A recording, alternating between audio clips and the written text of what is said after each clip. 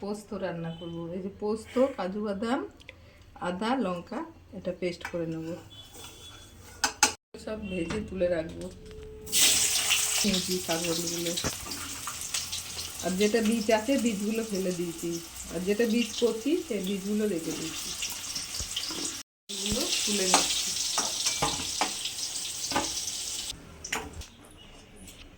ভেজে রেখেছি সব আলু আর হলুদ কাঁকরোলগুলো। ওই তেলে একটা শুকনো লঙ্কা দিলাম,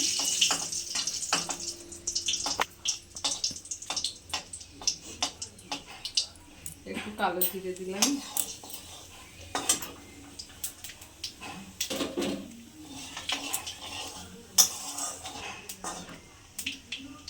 মশলাটা বেটে রেখেছিলাম দিয়ে দিলাম,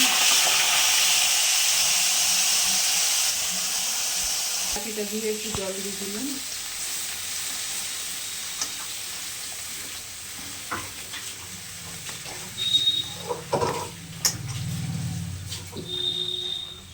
একটু হলুদ দিলাম, লবণ দিলাম, চিনি দিলাম অল্প।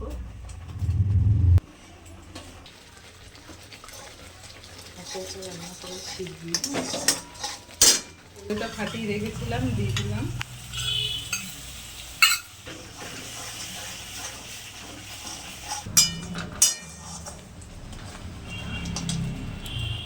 প্রায় কষানো হয়ে গেছে।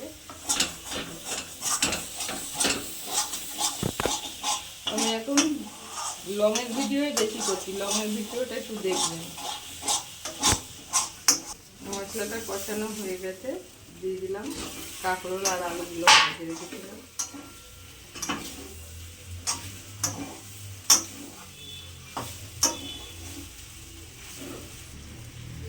জল দিয়ে দিলাম,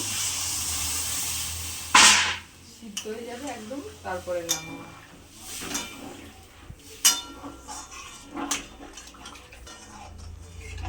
কাঁকরোল আলু পোস্ত, এইভাবে পোস্ত করে খেয়ে দেখবেন। কাঁকরোল তো লোকে খেতে চায় না, এরকম করে রান্না করে খেয়ে দেখবেন, ভালো লাগবে। বলছি আমি কিন্তু শর্টে ভিডিও ছাড়ছি কম, লংয়েই দেখে নেবেন একটু।